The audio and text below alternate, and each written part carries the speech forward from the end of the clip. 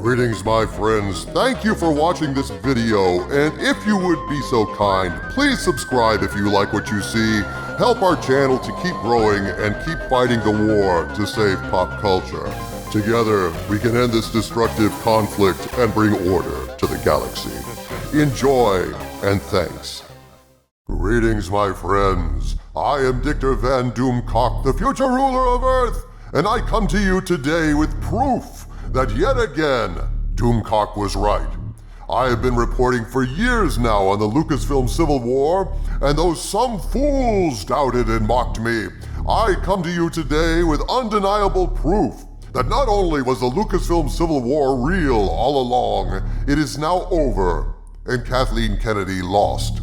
She may have some kind of contract renewal, but at this point, just as Doomcock has said, Kennedy has no more power over Star Wars, and today I will give you all proof this is true.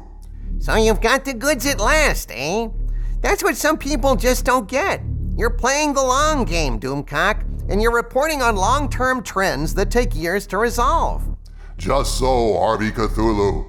Jon Favreau and Dave Filoni are working diligently on erasing the sequel trilogy that Kennedy created.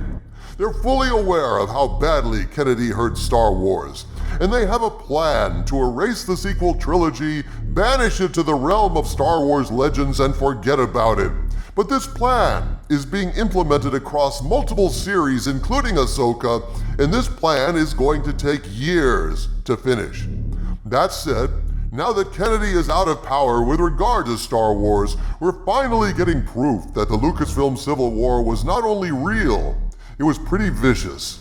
And despite the fact that it's over now and Favreau won, there are still hard feelings at Lucasfilm.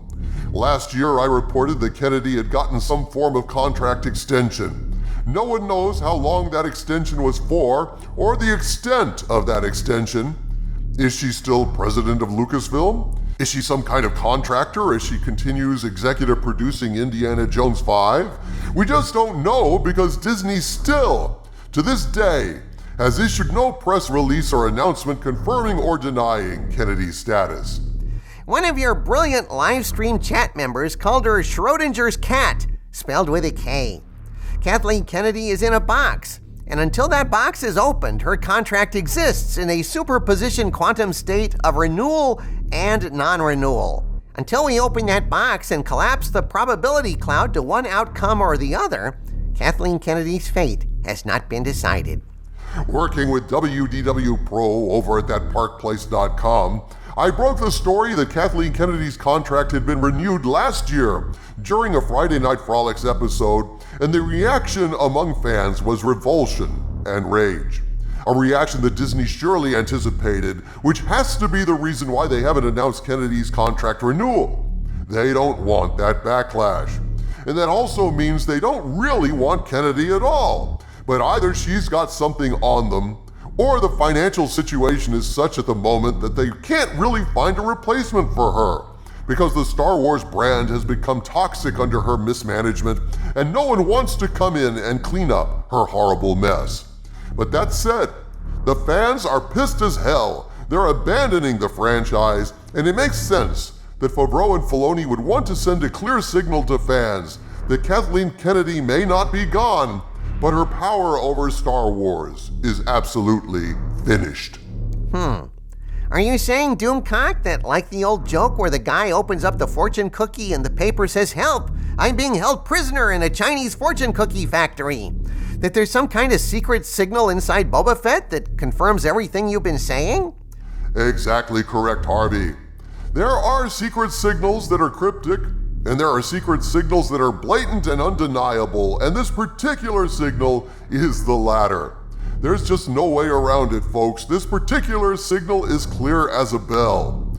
Book of Boba Fett episodes 1 and 2 jointly contain a direct in-your-face insult to Kathleen Kennedy and a reassurance to fans that Jon and Dave have their backs and are taking Star Wars back again. In the first episode of Book of Boba Fett, there's a scene where Boba Fett and a captive Rodian are sent into the desert to dig up little water containers. Maybe they're plants that collect water, I'm not sure what those were. But while they're en route to the water container fields, They stumble across a scene that is eerily similar to a scene in the original Star Wars. In this scene, a poor moisture farmer is being beaten by a band of vandals. If you look at the dwelling, although it is seen at a different angle, it is nearly identical to Luke's homestead in Episode 4. These nasty bastards, known as Klatooinians, are beating this guy in his doorway, just like Uncle Owen and Aunt Beru were burned by stormtroopers on their doorstep. This scene in Book of Boba Fett is deliberately meant to mirror that scene in Star Wars, and there's a symbolic reason for it that will become very clear in a moment. In this scene, while the farmer is being beaten and his property vandalized, another one of the Klatooinians is painting a symbol on the wall of the homestead. That symbol, in Nal Huttese, translates to the letter K. The vandal then duplicates that symbol on the wall. There are two identical symbols, and they translate as KK. Kathleen Kennedy? Are you saying those symbols? Yes, Harvey. Those symbols translate as KK. So these thugs and vandals, symbolically, are working for Kathleen Kennedy. Obviously not in the plot, but this is a coded symbolic message to fans. And what is that message exactly? The message is, goons working for Kathleen Kennedy have vandalized Star Wars as symbolized by the defilement of the iconic moisture farmer homestead that resembles Luke Skywalker's home. It could not possibly be clearer. These literal vandals represent the cultural vandals hired by Kathleen Kennedy, Jar Jar Abrams, Ruan Johnson, and the Lucasfilm Story Group. They are trashing a homestead much like Luke's homestead in Star Wars. Thus, Favreau and Filoni are sending a message to fans.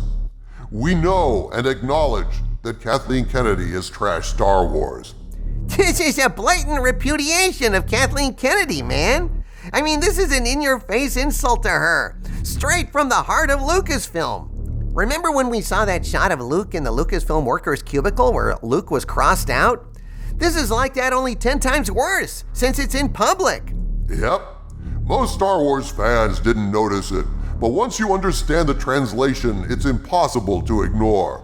Obviously, John and Dave can't just come out and publicly trash Kathleen Kennedy. It's just not possible in the Disney corporate culture.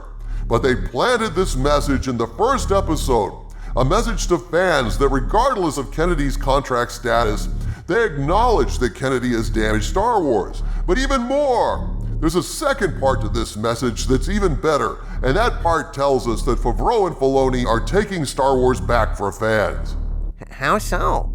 The second part of this coded message takes place in the second episode of Book of Boba Fett. The Sand People are being hassled by the Pike Syndicate, gunned down pointlessly, and so Boba Fett comes up with a plan. Boba Fett approaches Tosche Station, a location referenced in the original Star Wars when Luke says to Uncle Owen, "But I was going into Tosche Station to pick up some power converters." And indeed, a scene was filmed at Tosche Station in the original Star Wars that was later deleted.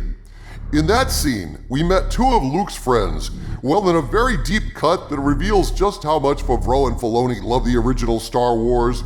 We return to Tosche Station in Chapter 2 of Book of Boba Fett.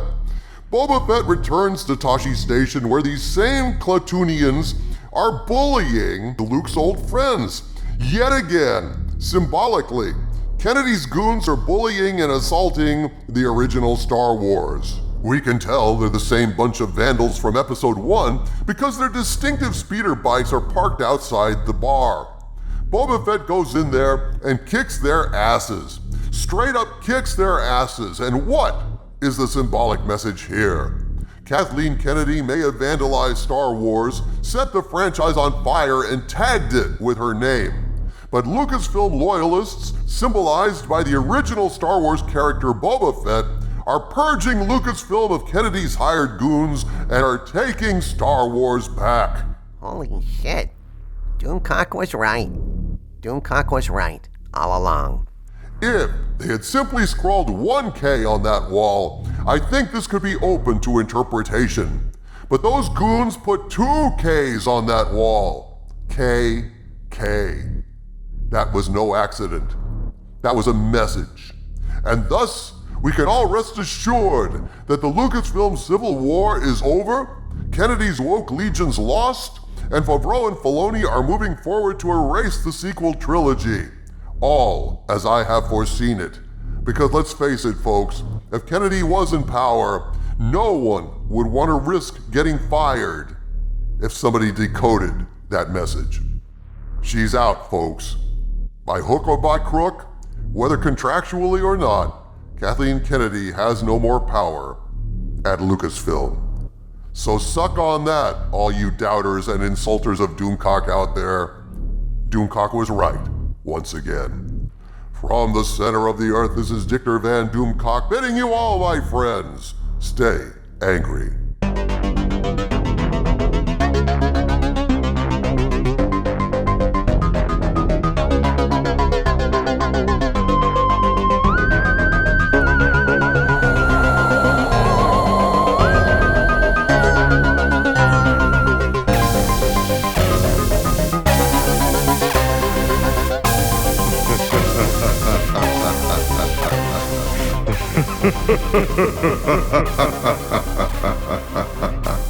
Ha ha ha ha ha.